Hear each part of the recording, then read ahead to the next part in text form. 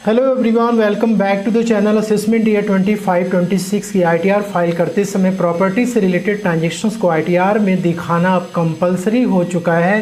दोस्तों ऐसा इसलिए है क्योंकि आपके पैन नंबर पे प्रॉपर्टी के जो ट्रांजेक्शन्स हैं वो रिपोर्ट होना शुरू हो चुके हैं। दोस्तों सबसे पहली जो पार्टी होती है जो कि आपके पैन नंबर पे ट्रांजेक्शन्स को रिपोर्ट करती है वो होती है बायर। बायर मतलब जिसने की प्रॉपर्टी आपसे खरीदा हुआ है। यहाँ पे दोस्तों जब आप अपने AIS को चेक करते हैं तो sale of land and building ये रिफ्लेक्ट करता है, जिसमें कि 50 लाख रुपीस के ऊपर जैसे ही क्रॉस करता है जो बायर है उसको सेक्शन 194 IA में TDS डिडक्ट करना है 1% के रेट से। तो बायर जब TDS डिडक्ट करता है दोस्तों तो वो आपके पैन नंबर पे डिपॉजिट कराता है और यहाँ पे sale of land and building में आपके TIS में ट्रांजेक्शन्स रिफ्लेक्ट करती हैं। और सेकेंड जो पार्टी होती है जो कि आपके पैन नंबर पे ट्रांजेक्शन रिपोर्ट करती है वो होती है रजिस्ट्रार ऑफ प्रॉपर्टी। यदि प्रॉपर्टी की वैल्यू 30 लाख या उससे ज़्यादा की ट्रांसफर होती है, सेल होती है, उस केस में रजिस्ट्रार आपके पैन नंबर पे क्या करेगा, इस प्रॉपर्टी की वैल्यू को क्या रिपोर्ट करेगा कि प्रॉपर्टी इतने की सेल हुई है। अब आपके AIS में जब ये ट्रांजेक्शन्स रिपोर्ट हो जाती हैं तो ITR फाइल करते समय इस ट्रांजेक्शन्स को आपको इग्नोर नहीं करना चाहिए। यदि दोस्तों आप इग्नोर करेंगे इस ट्रांजेक्शन्स को तो आपको हाई वैल्यू ट्रांजेक्शन्स के लिए नोटिस इनकम टैक्स डिपार्टमेंट से आ सकती है। तो ITR फाइल करते समय प्रॉपर्टी से रिलेटेड ट्रांजेक्शन्स को किस तरीके से रिपोर्टिंग करनी है, कैसे कैलकुलेशन करना है, इन सब बातों को इस वीडियो में आज डिस्कस करने वाले हैं। तो दोस्तों फाइनेंशियल ईयर 24-25 में जो प्रॉपर्टी ट्रांसफर की गई है वो किसी भी टाइप की हो सकती है। हो सकता है लैंड हो सकता है या फिर लैंड के ऊपर बनी हुई बिल्डिंग हो सकती है, अपार्टमेंट हो सकता है, फ्लैट हो सकता है, विला या कोठी हो सकती है। तो ITR फाइल करते समय ये जो प्रॉपर्टी आपने सेल की हुई है इसमें आपको कितना प्रॉफिट या गेन हुआ इसकी रिपोर्टिंग आपको करनी होती है। अब जो प्रॉफिट या गेन होता है वो दो टाइप्स का होता है, एक होता है शॉर्ट टर्म कैपिटल गेन, दूसरा होता है long term capital gain. Short term capital gain property sale पे तब आपको होती है जब आप उस प्रॉपर्टी को 24 मंथ्स या फिर उसके पहले आपने उसको सेल कर दिया, और लॉन्ग टर्म तब होता है जब आपने उस प्रॉपर्टी को खरीदा और आप उसको 2 साल के बाद सेल कर रहे हैं तो वो लॉन्ग टर्म कैपिटल गेन होती है। अब आपको प्रॉपर्टी में शॉर्ट टर्म कैपिटल गेन हुई है, लॉन्ग टर्म कैपिटल गेन है, दोनों के जो टैक्स रेट्स हैं वो अलग अलग हैं। यदि शॉर्ट टर्म कैपिटल गेन हो रखी है तो उस केस में स्लैब रेट से टैक्सेबल होगा। न्यू टैक्स रिजिम में आप ITR फाइल कर रहे हैं या ओल्ड टैक्स रिजिम में जो स्लैब रेट एप्लीकेबल है उसके अकॉर्डिंग टैक्सेस लगेंगे। अब short term capital gain basically कैसे आप निकालोगे, जो आपने सेल किया हुआ है और जो आपने उस प्रॉपर्टी को खरीदते समय आपने खर्च किया उसको आपको माइनस करते रहिए। तो शॉर्ट टर्म कैपिटल गेन के केस में तो कोई दिक्कत नहीं है, स्लैब रेट से टैक्सेबल होगा। लेकिन जब दोस्तों लॉन्ग टर्म कैपिटल गेन होती है तो उस केस में स्पेशल रेट से टैक्स लगता है। अब बजट 2024 में 23 जुलाई के पहले क्या ट्रांजेक्शन्स रही, 23 जुलाई के बाद क्या ट्रांजेक्शन्स हुई है, उसके आधार पे टैक्स के यहाँ पे रेट्स बताए गए हैं। तो देखिए लॉन्ग टर्म के केस में ये है कि ऑन और बिफोर 23 जुलाई 2024, मतलब कि आपने प्रॉपर्टी को बाई की थी और आपने उसको सेल की 23 जुलाई के पहले, तो उस केस में आप सेल में से इंडेक्स कॉस्ट ऑफ एक्विजिशन को माइनस करोगे, जो भी आपके गेन आएंगे उस पर फ्लैट 20% के रेट से टैक्सेस लगेंगे, ठीक है। लेकिन दोस्तों आपने ट्रांसफ़र किया ऑन और आफ्टर 23 जुलाई, मतलब आपने 23 जुलाई के बाद यदि आपने प्रॉपर्टी को ट्रांसफ़र की हुई है तो उस केस में यहाँ पर आपको 2 ऑप्शन मिलते हैं। पहला ऑप्शन ये होता है कि आपने प्रॉपर्टी खरीदी थी 23 जुलाई के पहले और आपने उसको सेल किया 23 जुलाई के बाद, ठीक है। तो यहाँ पे एक सेलर को 2 ऑप्शन मिलता है। पहला ऑप्शन मिलता है कि भाई आप अपने सेल में से इंडेक्स कॉस्ट ऑफ एक्विजिशन को माइनस करिए और 20% के रेट से टैक्स कैलकुलेट कर लीजिए। इसके बाद दूसरा ऑप्शन मिला है कि सेल में से कॉस्ट ऑफ एक्विजिशन को माइनस करिए, 12.5% रेट से टैक्स कैलकुलेट कीजिए। अब 20% और 12.5% में जो भी आप में बेनिफिशियल लगता है, जिसमें भी आपको कम दिखाई देता है टैक्स, आप उसको पेमेंट कर सकते हैं, ठीक है। अब देखिए बाई आफ्टर की बात करते हैं, मतलब 23 जुलाई के बाद आपने क्या किया, खरीदा भी, और 23 जुलाई के बाद इमरजेंसी हुआ आपको और आपने प्रॉपर्टी को बेच दी, आपको पैसे की ज़रूरत थी।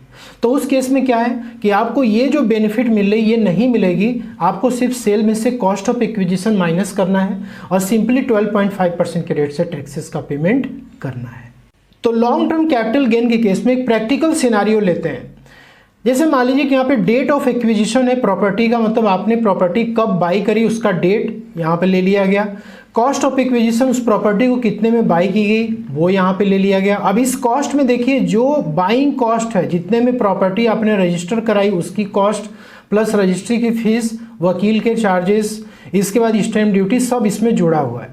और ये प्रॉपर्टी की कैटेगरी थी लैंड प्लस बिल्डिंग। पहले ज़मीन खरीदा गया, उसके बाद उस पर मकान बनवाया गया और फिर उसको सेल किया गया। ठीक है दोस्तों, तो यहाँ पे हो गया डेट ऑफ सेल। अब ये सेल हो रहा है 30 सितंबर 2024 को, मतलब ये 23 जुलाई के बाद सेल हो रहा है। ठीक है, और यहाँ पे जो सेल प्राइस है वो 54 लाख है। अब देखिए जो सेल प्राइस है, जब आप ITR में इसकी रिपोर्टिंग करते हैं तो उस टाइम पे आपको चाहिए होता है स्टैम्प ड्यूटी वैल्यू और दूसरा होता है actual price. Stamp duty value जो होती है वो आपके रजिस्ट्री पेपर में मेंशन की होती है। यहाँ पे दोस्तों मेंशन हो गया 59 लाख रुपीस, और जो एक्चुअल प्राइस है जितने में कि ये बेचा गया है वो है 54 लाख। सेक्शन 50C का रूल ये कहता है कि एक्चुअल प्राइस और स्टैम्प ड्यूटी वैल्यू दोनों में से जो हायर होगा, जो ज़्यादा होगा, वो आपकी सेल वैल्यू मानी जाएगी। लेकिन सेक्शन 50C ये भी कहता है कि जो आपकी एक्चुअल प्राइस है, जितने में आपने उसको बेचा है, उसको आप 10% से बढ़ा दीजिए।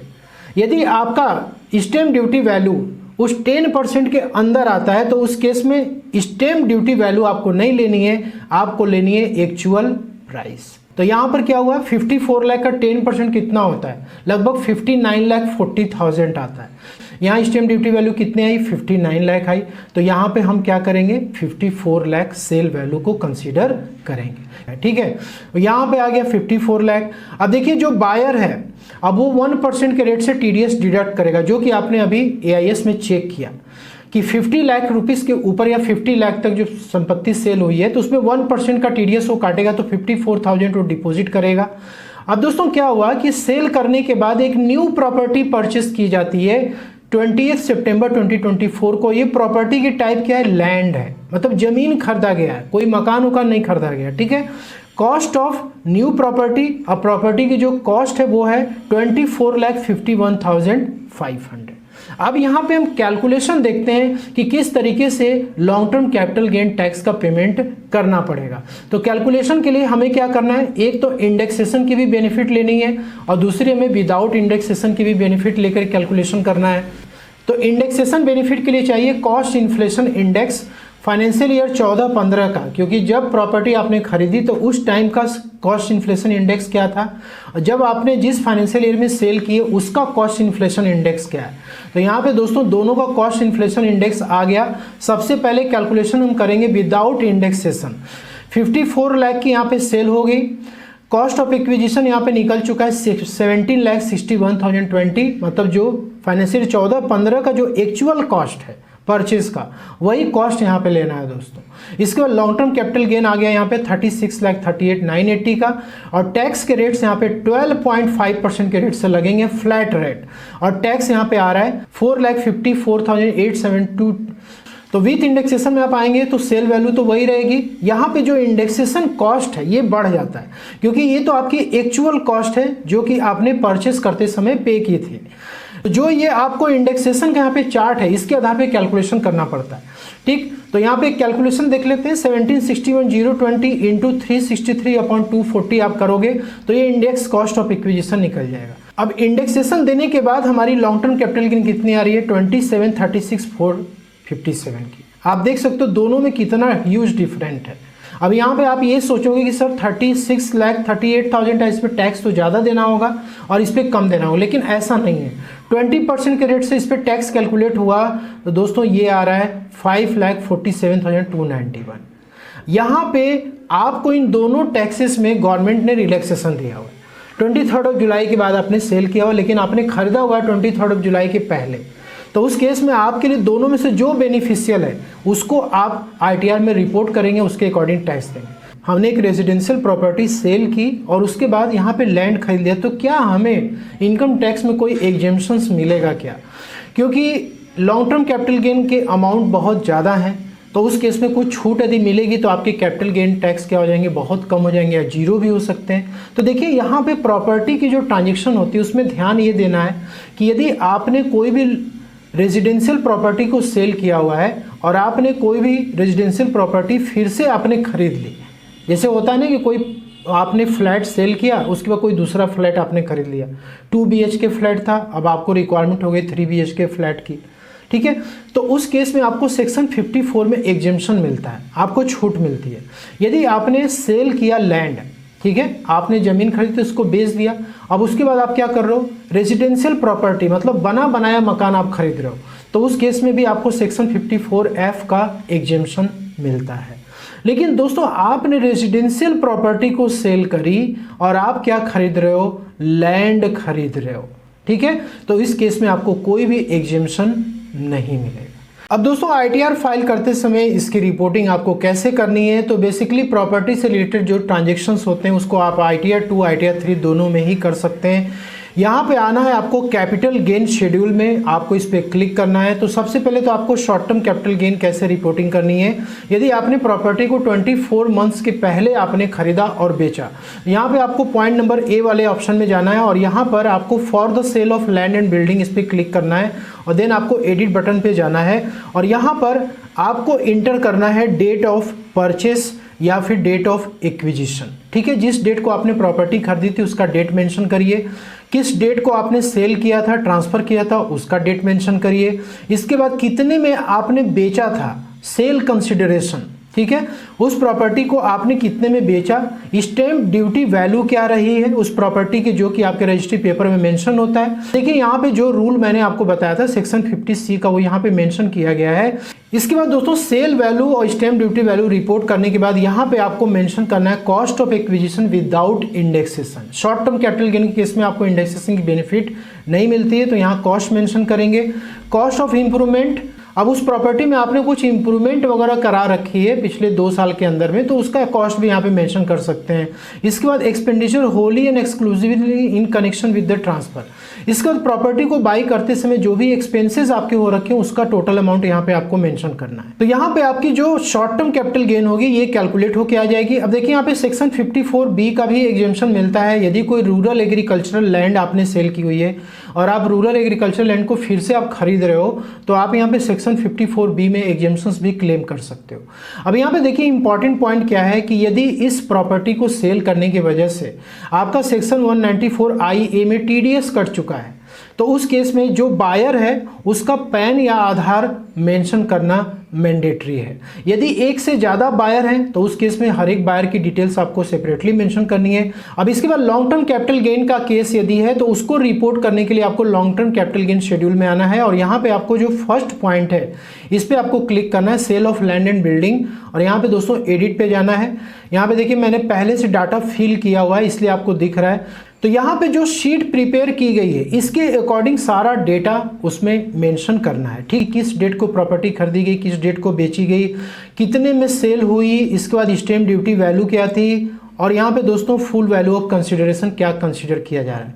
तो यहाँ पे जो शीट हमने प्रिपेयर की थी उसके अकॉर्डिंग ही डेटा डाला गया है कि किस डेट को यहाँ पे परचेस किया गया था, किस डेट को सेल किया गया और प्राइस उसकी क्या थी और स्टैम्प ड्यूटी वैल्यू क्या थी। अब यहाँ पे क्या हुआ कि स्टैम्प ड्यूटी वैल्यू कितनी है, 59 लाख की है, और जो फुल वैल्यू ऑफ कंसिडरेशन मतलब सेल वैल्यू 54 लाख की है। तो दोनों में जो हायर होता है उसको कंसीडर किया जाता है सेक्शन 50C के अनुसार, लेकिन यहाँ पे 10% का डिफरेंस इंपॉर्टेंट है। जब 10% से ऊपर जाएगा तो उस केस में स्टैम्प ड्यूटी वैल्यू लेंगे, यदि 10% के नीचे है तो उस केस में 54 लाख ही यहाँ पे देखिए कंसीडर किया हुआ है। सेक्शन 48 में आप cost of acquisition without indexation, मतलब आपको वो कॉस्ट इंटर करनी है जिसपे इंडेक्सेशन की बेनिफिट नहीं मिल रही है, ठीक है। तो यहाँ पे मैंने आपको बताया था कि ये जो कॉस्ट हमारा एक्चुअल, इस पे इंडेक्सेशन की बेनिफिट हमें नहीं लेनी है, तो इस पे पहले हम क्या करेंगे, इसको मेंशन कर देंगे। अब देखिए क्या करेगा ऑटोमेटिक, जो आपको मैंने सेकेंड वाला ऑप्शन बताया था कि बजट के बाद क्या हुआ कि इन्होंने बोल दिया कि आप अपनी कैलकुलेशन को विथ इंडेक्सेशन और विदाउट इंडेक्सेशन दोनों में ही आप कर सकते हो।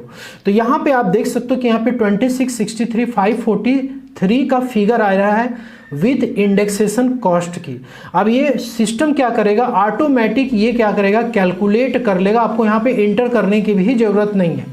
और दोस्तों ये आपको बता देगा कि आपके लिए बेनिफिशियल कौन सा है। तो यहाँ पे आप देखोगे तो ये आपकी लॉन्ग टर्म कैपिटल गेन आ जाती है, ठीक है। और ये कैलकुलेशन भी क्या करेगा, उसी के अकॉर्डिंग करेगा जिसमें आपको बेनिफिट हो। तो यहाँ पे देखिए बेनिफिट हमको इसमें मिल रहा था, इसलिए सिस्टम क्या कर रहा है, लॉन्ग टर्म कैपिटल गेन 36 38 के लेकर के कैलकुलेट कर रहा है, ठीक है। और यहाँ पे देखिए इस फिगर को क्या कर दिया, जीरो कर दिया, क्योंकि इसमें टैक्स पेयर को बेनिफिट नहीं मिल रही है। तो फाइनली यहाँ पे देखिए टैक्स का ये कैलकुलेशन कर चुका है 454,873 का, जो कि हमारे इस फिगर से मैच कर रहा है 454,873। यहाँ पर टैक्सेस ज़्यादा आ रहे थे, इसलिए सिस्टम ने क्या किया, उसको काउंट नहीं किया, ठीक है। अब दोस्तों यहाँ पे क्या है कि इस पर्टिकुलर ट्रांजेक्शन्स में टीडीएस कट चुका है। तो यहाँ पे देखिए मैंने आपको बताया था कि टीडीएस जब कटेगा तो आपको बायर की डिटेल देनी मैंडेटरी है। अब यहाँ पे जो ये टैक्सेस आ रहे हैं इसका पेमेंट करना पड़ेगा।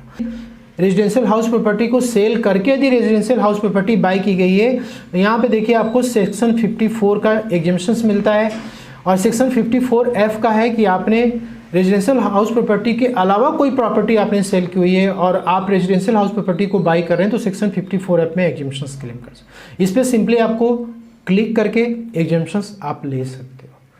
तो इस तरीके से प्रॉपर्टी के ट्रांजेक्शन्स को आपको अपनी आईटीआर में रिपोर्ट करनी है। दोस्तों इसको एस्केप करने पे आपको आगे चल के नोटिस आ सकते हैं, इसलिए आप इससे बचें। आशा करता हूँ कि वीडियो में दी जानकारी पसंद आई होगी, अच्छी लगे लाइक शेयर जरूर। मिलते हैं नेक्स्ट में, थैंक यू।